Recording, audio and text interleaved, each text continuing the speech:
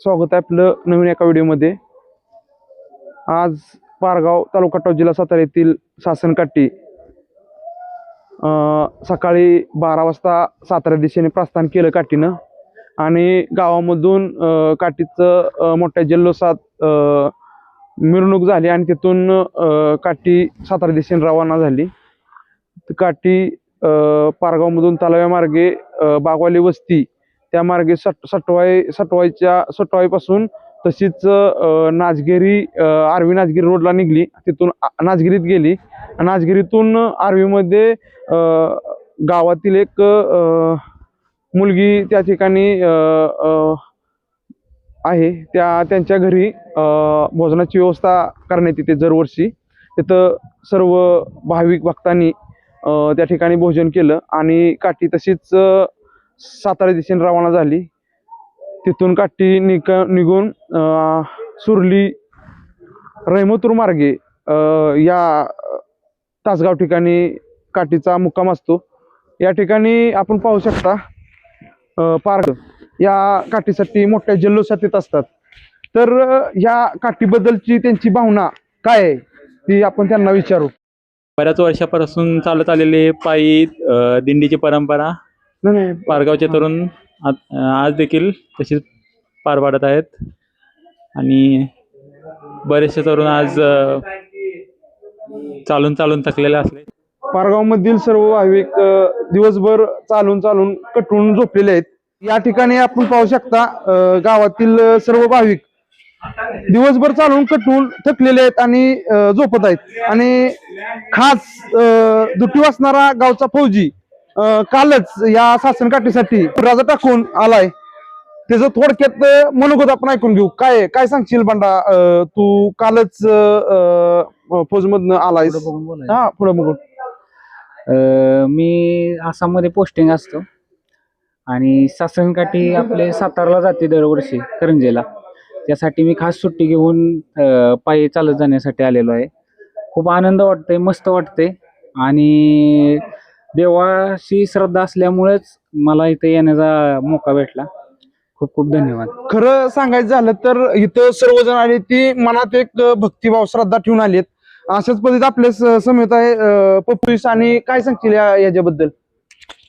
तसं आपला सासनकाठीचा इतिहास खूप मोठा आहे।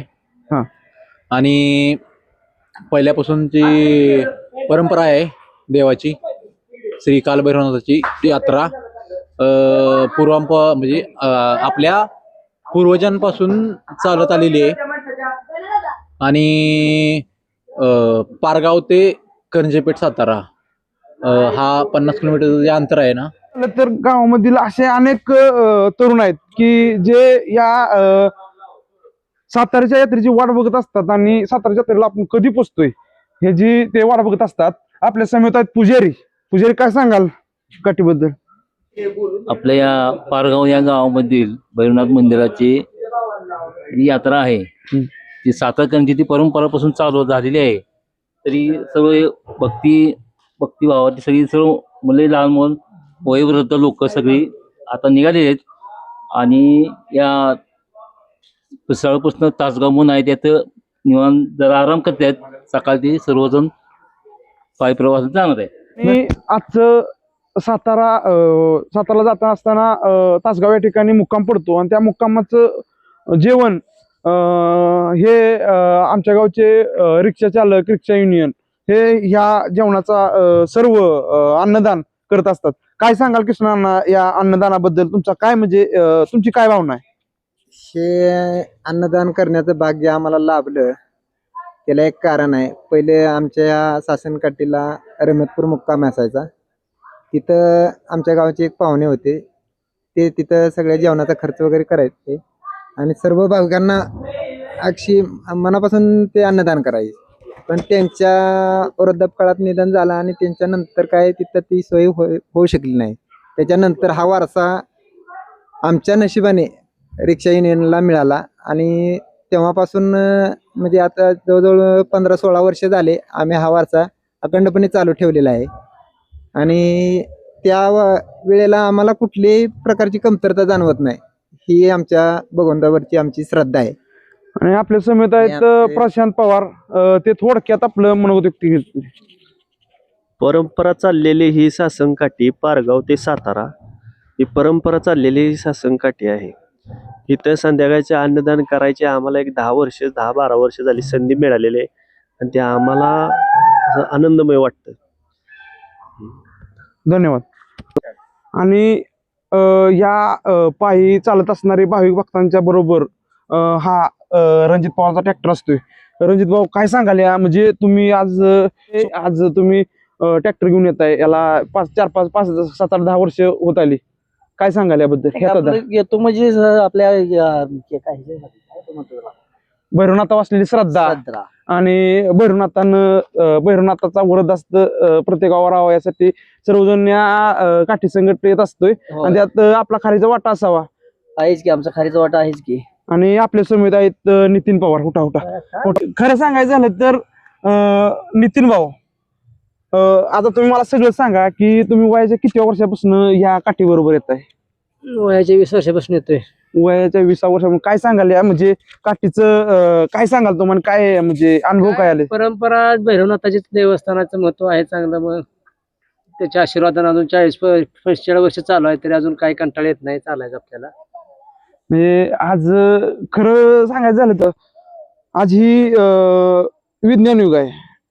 आज या काठीसाठी कोण फौजमधून येतो, कोण मुंबई पुणा बाहेरच्या भैरवनाथाची श्रद्धा बाहेरच्या ह्याच्यामध्ये असतात तरी ती येतात, त्यांच्याबद्दल काय सांगाल? म्हणजे भैरवनाथाच्या आमच्या काळ भैरवनाथाची श्रद्धा प्रत्येक व्यक्ती तेवढे, त्यामुळे यात्रेसाठी एवढी आतुरता लागते की 1-2 महिने त्या यात्रेची आतुरता पहिली लागली असती. मिलिटरीवाले रजा काढाय पहिलीच हे करतात, ते टाकतात साहेबांच्या पुढे की आम्हाला रजा यात्रेला मिळणे पाहिजे. आणि ह्या यात्रेला असे की दुसऱ्या यात्रेगत नाही, जी त्यात काठीसंग चालत येण्याचं जे महत्व आहे ते कुठल्याच आनंद कुठल्याही गोष्टीत मिळत एवढा आनंद या यात्रेत आहे चालत येण्यात.